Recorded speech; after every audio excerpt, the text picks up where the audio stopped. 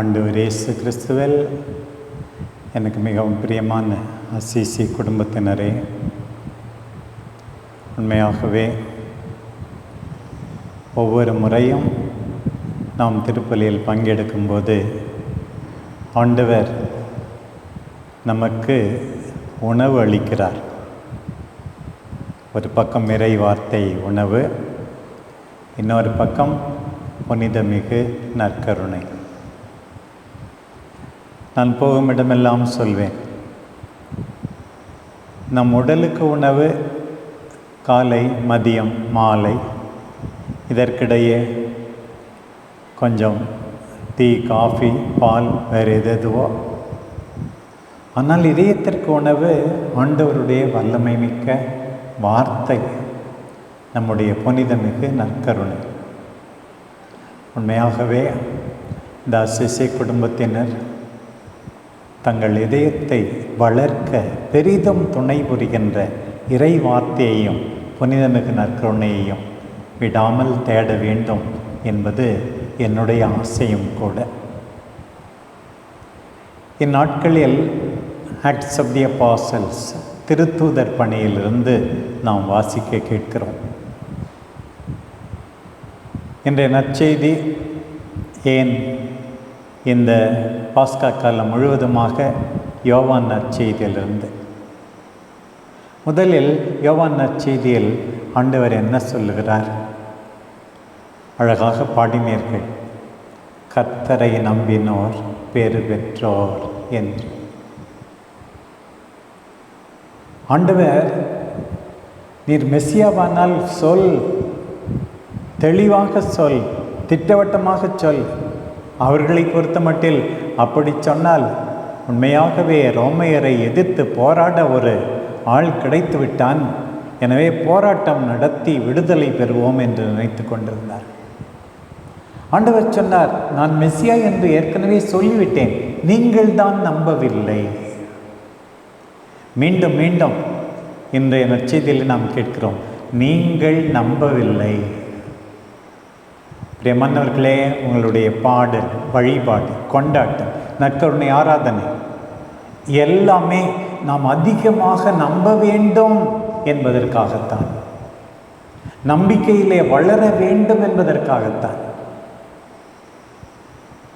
இன்றைக்கு ஆண்டவர் சொல்கிறார், என் ஆடுகள் என் குரலை அறியும், என் ஆடுகள் என் குரலுக்கு செவி கொடுக்கும்.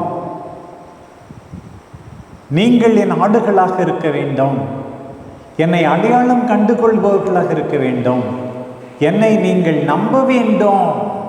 ஆண்டவர் கேட்கிறார். பாருங்கள், இன்னொன்று உங்களுக்கும் எனக்கும் ஆறுதல் அளிக்கின்ற ஒரு அருமையான வார்த்தை, என் ஆடுகளை யாரும் என்னிடமிருந்து பறித்துவிட முடியாது. You can't be snatched away from Jesus our Lord. ஆண்டவரே, நான் எந்நாளும் உமக்கு சொந்தமாக இருக்க விரும்புகிறேன், அதுதான் என்னுடைய ஆசை. என்னை ஏற்றுக்கொள்ளும், உம்முடைய பிள்ளையாக நான் இருப்பேன் ஆண்டவரே என்று நாம் எல்லாரும் இன்றைக்கு விரும்ப வேண்டும். பாருங்கள், அவர் குரலை கேட்க வேண்டும். பாருங்கள், இந்த 10ஆம் அதிகாரத்தின் இறுதி பகுதிக்கு வந்திருக்கிறோம். ஆண்டவர் சொல்லுகிறார், பாருங்கள், என் தந்தை பெரியவர், அதற்கு முன்பே நான் என் ஆடுகளுக்கு நிலை வாழ்வை அளிக்கிறேன், அவை எனக்கு கீழ்ப்படுகின்றன, குரலுக்கு செவி கொடுக்கின்றன, என்னை பின்தொடர்கின்றன. நம்ம நம்புறோன்னு சொன்னால் போதாது, அவரை பின்தொடர வேண்டுமா, அவருக்கு கீழ்ப்படிய வேண்டுமா, அவர் குரலை கேட்க வேண்டுமா? ஆண்டவர் இன்றைக்கு சொல்கிறார், இன்றைக்கு எல்லாரும் சேர்ந்த, ஆண்டவரே உமக்குத்தான் நான் கீழ்ப்படிய வேண்டும், ஆண்டவரே உம் குரலுக்குத்தான் நான் செவி கொடுக்க வேண்டும் என்று அந்த ஆண்டவரை பார்த்து நாம் எல்லாரும் சொல்ல வேண்டும். இது இன்றைக்கு இறைவன் அருளுகின்ற முதல் செய்தியாக எடுத்துக்கொள்வோம். இன்றைக்கு அருமையான ஒரு பகுதி திருத்தூதர் பணியிலிருந்து.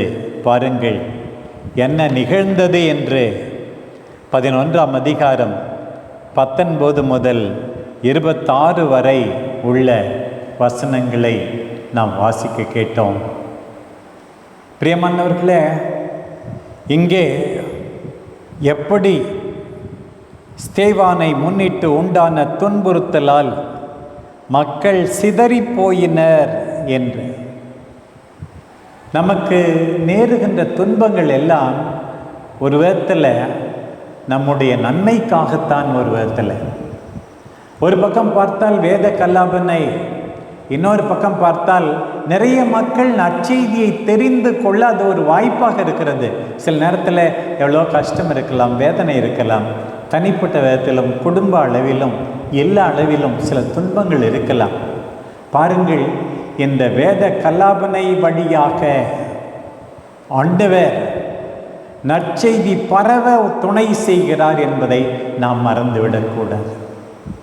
வேத கல்லாபனை வழியாக ஆண்டவரை என் துன்பங்கள் வழியாக நற்செய்தி பரவ நீர் காரணமாகிறோம் என்று நாம் சொல்ல வேண்டும். அது அடுத்த செய்தி.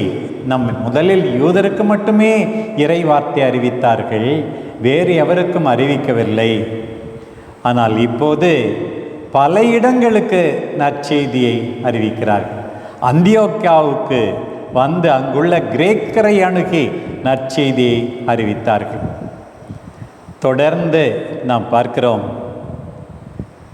2 பேரை பற்றி, முக்கியமாக அதிலும் குறிப்பாக பர்னபாவை பற்றி இன்றைக்கு சொல்லப்பட்டிருக்கிறது. அதுதான் நான் இன்றைக்கு சொல்ல வந்த முக்கியமான செய்தி. முதல் பர்னபாவை பற்றி ஏற்கனவே 4ஆம் அதிகாரத்திலே கேள்விப்படுகிறோம். அவருடைய பெயருக்கு பொருள் சன் ஆஃப் என்கரேஜ்மெண்ட், ஊக்குவித்தலின் புதல்வன். பாருங்கள், our whole occasion is to encourage others. யாரையும் மனமுடிய செய்யக்கூடாது. All those who belong to Assisi family must encourage one another. Encourage people who are persecuted, who are down and out. Encourage people who find themselves hopeless. ஐயோ எல்லாம் முடிஞ்சிச்சுன்னு நினைக்கிறவங்களுக்கு encourage பண்ணுமா பாருங்க. Son of encouragement. பாருங்க, எல்லாரும் நம்பிக்கை இழந்து விட்டார்கள். திருத்துதர்கள் எல்லாம் கூட பவுலுக்கு முக்கியத்துவம் கொடுக்கவில்லை. இந்த பர்னபா தான் பவுலை அவர்களிடம் கொண்டு வந்தார். Introduce them to the apostles. இந்த பர்னபா தான் அரேபியாவில் வனாந்தரத்தில் தவம் செய்து கொண்டிருந்த அவரை கொண்டு வந்து அந்தியோக்கியாவில் நற்செய்தி அறிவிக்க வைத்தவர். ஒரு பெரிய விவிலிய அறிஞர் கார்ல் ஸ்டியூல் மூலம் சொல்லுகிறார், அன்றைக்கு பர்னபா மட்டும் அரேபியாவிலிருந்து பவுலை கொண்டு வரவில்லை என்றார், பவுல் அங்கேயே செத்து கூட போயிருந்திருப்பார். பவுல் என்ற மாபெரும் மனிதர் வருவதற்கு காரணமான இந்த பர்னபா. சில பேர் இன்னொரு பக்கம் நல்லா வேலை செய்வாங்க, ஆனால் என்னை யாரும் பாராட்டலையே தாளாட்டலையே, ஏன் எனக்கு பேர் கொடுக்கலையே அப்படின்னு தடுமாறுவாங்க. இந்த பர்னபா எப்படிப்பட்டவர் தெரியுமா? முதல்ல இங்கே வந்து எப்படி ஆரம்பிக்குது? பர்னபாவும் சவுலும்னு இருக்கு. கொஞ்ச நாள் போனால் சவுலும் பர்னபா, பவுலும் பர்னபா. பவுல் வந்து முன்னிலைக்கு வந்துடுறார். பொறாமைப்படவே இல்லை. A man who knew no jealousy. பொறாமை என்றால் என்னதென்று அறியாதவர். It doesn't matter who takes the credit as long as the work is accomplished. யாருக்கு பெருமையாக இருந்தால் என்ன, வேலை நடக்கிறது தானே, அன்பு பணி நடக்கிறது தானே என்று நாம் சந்தோஷப்பட வேண்டும். அதற்கும் இந்த பர்னபா எடுத்துக்காட்டு. ஏற்கனவே நாம் கேட்டோம், அவர் தாராளமானவர். Be generous. Every time we enter this place of grace, we should become more generous. Every time we read the word of God, we should become more generous. இவர் தான் முத தன்னுடைய நிலபலங்களை எல்லாம் விற்று வந்து பேதுருவுக்கிட்ட கொடுத்தார். இவரை பார்த்து அவர் மாதிரி செய்கிறோன்னு நடிச்சுக்கிட்டே அனனியாவும் சஃபீராவும் பாதியை வச்சுக்கிட்டு மற்றவங்க முன்னாடி நடிக்கிறது, எல்லாத்தையும் கொடுத்தேன்னு சொல்லிட்டு. தாராளமாக இருந்தவன். அதற்கு தண்டனை உங்களுக்கு தெரியும்.